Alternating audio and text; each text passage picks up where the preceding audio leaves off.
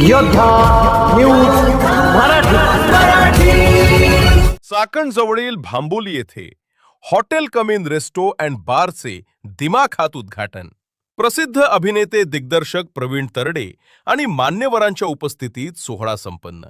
भांबोली ताखेड बदलत्या आधुनिक युगात मराठी पाऊल व्यवसायात खंबीरपणे पुढे पडत असल्याचा प्रत्यय पुन्हा एकदा आला आहे। खेड तालुक्यातील भांबोली येथील MIDC फेज 2 मध्ये नव्याने सुरू झालेल्या hotel come in resto and bar, hotel come in resto and bar / royal vintage resto चा भव्य उद्घाटन समारंभ शुक्रवार दिनांक 3 जुलै 2026 रोजी सायंकाळी 5:30 अत्यंत उत्साहात आणि दिमाखात पार पडला। मराठी ब्रँड मोठ्या दिमाखात पुढे गेला पाहिजे, प्रवीण तरडे। या उद्घाटन सोहळ्याप्रसंगी प्रसिद्ध सिने अभिनेते, लेखक, दिग्दर्शक आणि निर्माते श्री प्रवीण विठ्ठल तरडे यांनी विशेष उपस्थिती लावून हॉटेलला व चालकांना शुभेच्छा दिल्या। आपल्या मुलाखतीत बोलताना ते म्हणाले, बनकर, राऊत आणि घनवट या 3 मराठी मित्रांनी एकत्रित येऊन या औद्योगिक नगरीत MIDC सुरू केलेला हा व्यवसाय अत्यंत कौतुकास्पद आहे। आपल्याच भागात औद्योगिक प्रगती होत असताना त्यात मराठी माणूस मागे। माननीय सुनीताताई शरदभाऊ बुट्टे पाटील व निमंत्रक श्री साहेबराव अशोक राऊत पाटील, पोलीस पाटील, भांबोली। श्री सत्यवान अर्जुन शिंदे, पत्रकार, न्यूज मराठी 24/7, तंटामुक्ती उपाध्यक्ष व जिल्हा परिषद शालेय व्यवस्थापन समिती उपाध्यक्ष, शिरोली। माननीय Shri Ankush Baburao Ghanwat Patil, Bhamchandra foods and beverages. माननीय श्री विजय अंकुश घनवट पाटील, घनवट बेवरेजेस। माननीय श्री जगन्नाथ दशरथ बनकर, सामाजिक कार्यकर्ते। आणि माननीय श्री गणेश जगन्नाथ बनकर, प्राध्यापक व हॉटेल कम इन रेस्टॉरंट बारच्या सर्व कर्मचाऱ्यांनी केले होते। MIDC परिसरातील खवय्यांसाठी हॉटेल कम इन हे उत्तम चव आणि रॉयल विंटेज वातावरणाचा एक नवा आणि दर्जेदार पर्याय ठरणार असून सर्व स्तरातून हॉटेलच्या पुढील वाटचालीस भरभरून शुभेच्छा मिळत आहेत। राहता कामा नये। या 3ही कुटुंबांनी अशीच एकजूट कायम ठेवून या व्यवसायाची उत्तरोत्तर प्रगती करावी। आगामी काळात कम इन या मराठी ब्रँडच्या अनेक शाखा वेगवेगळ्या भागात सुरू व्हाव्यात। प्रत्येक नवीन शाखेच्या उद्घाटनाला मी स्वतः उपस्थित राहीन असा शब्दही त्यांनी यावेळेस दिला। या प्रसंगी ज्येष्ठ सिने अभिनेते श्री मोहन जोशी, देऊळबंद फेम यांचीही प्रमुख उपस्थिती लाभली होती। राजकीय आणि सामाजिक क्षेत्रातील दिग्गजांची उपस्थिती या भव्य सोहळ्याला अनेक सन्माननीय आणि प्रमुख अतिथींनी उपस्थित राहून कार्यक्रमाची शोभा वाढवली। माननीय श्री BG कोळसे पाटील, माजी न्यायमूर्ती, मुंबई उच्च न्यायालय। माननीय श्री दिलीपाण्णा दत्तात्रय मोहिते पाटील, माजी आमदार, खेड तालुका। माननीय श्री बाबाजी शेठ रामचंद्र काळे पाटील, आमदार, खेड तालुका। माननीय श्री सुनील अण्णा शंकरराव शेळके, आमदार, मावळ तालुका। माननीय श्री महेशदादा किसनराव लांडगे, आमदार, भोसरी। माननीय श्री शरदभाऊ आनंदराव बुट्टे पाटील, माजी सभापती, पुणे जिल्हा परिषद।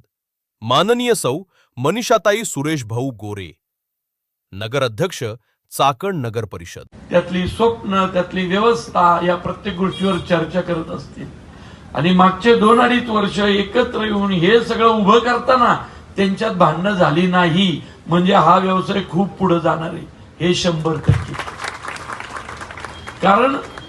कारण काय असतं माहितीये का, बरेचसे वादविवाद, खटके हे या उभारणीच्या काळातच उडू शकतात। एकदा उभं राहिल्यानंतर हे यश म्हणजे जे काही स्वप्न पाहिलं होतं ते पूर्ण झालंय आणि ते स्वप्न पूर्ण करण्यासाठी त्यांनी स्वामी समर्थांची भूमिका साकारणाऱ्या मोहन जोशी साहेबांना इथं बोलवलंय। म्हणजे त्यांचे पाय लागले, त्यांचा आशीर्वाद, हे बघा, त्यांचा आशीर्वाद, त्यांच्या काय म्हणतात सदिच्छा माझ्या पाठीशी आहे।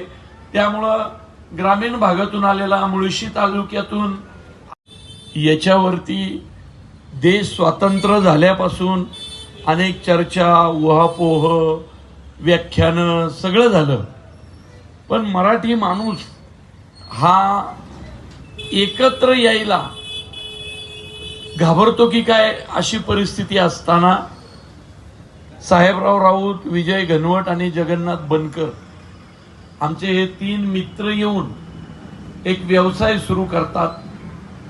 त्या व्यवसायाला मूर्त स्वरूप येतं.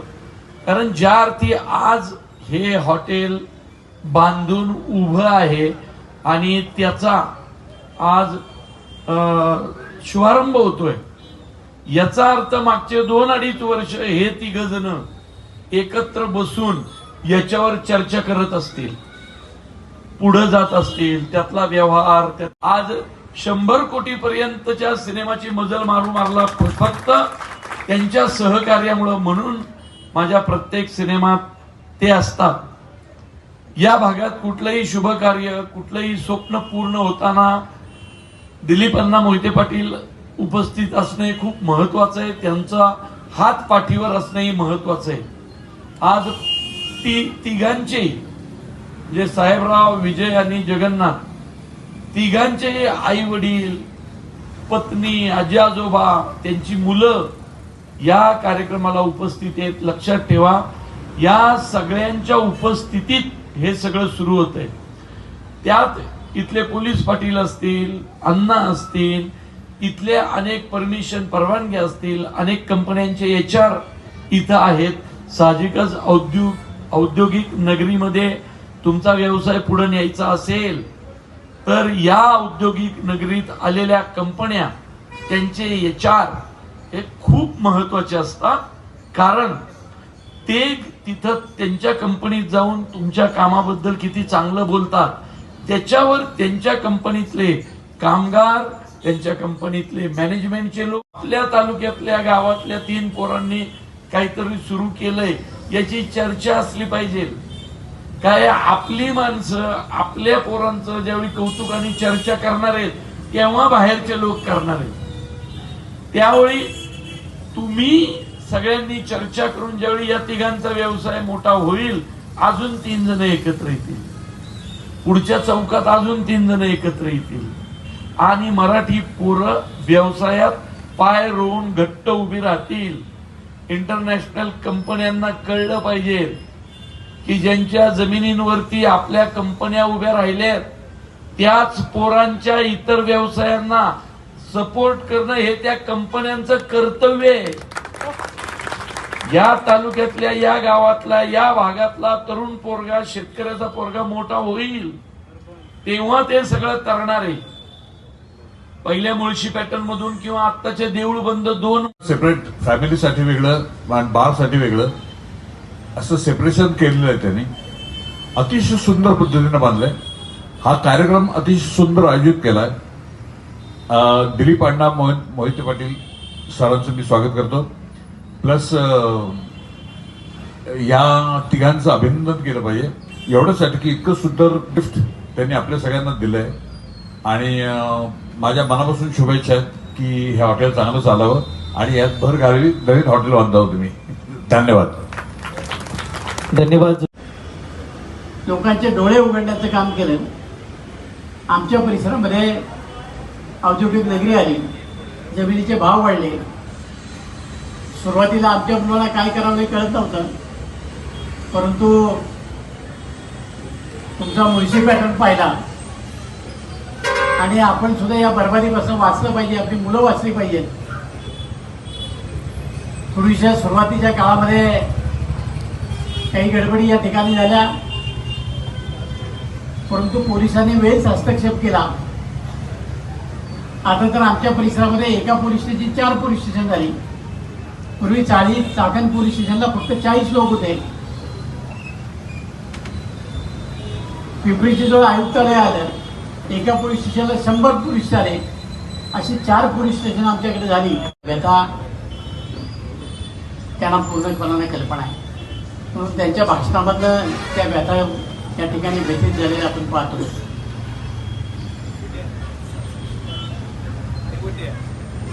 पुण्यापासून पश्चिमेला मुळशी तालुका अत्यंत जवळ म्हणून पुण्यातल्या बऱ्याच लोकांनी त्या ठिकाणी जमिनी घेतल्या, अनेकांनी इन्व्हेस्टमेंट केली आणि त्या जमिनीचं सोनं झालं. कारण त्या परिसरामध्ये सहारासारखा एक प्रकल्प आला, आंबी व्हॅली सारखा एक प्रकल्प आला. मी योद्धा न्यूज मराठीचा संपादक नारायण मनोहर सूर्यवंशी. रोजच्या खात्रीशीर बातम्यांसाठी पाहत रहा आमचे न्यूज चॅनल. आजच सबस्क्राईब करा, व्हिडिओला लाईक करा आणि शेअर करा. धन्यवाद.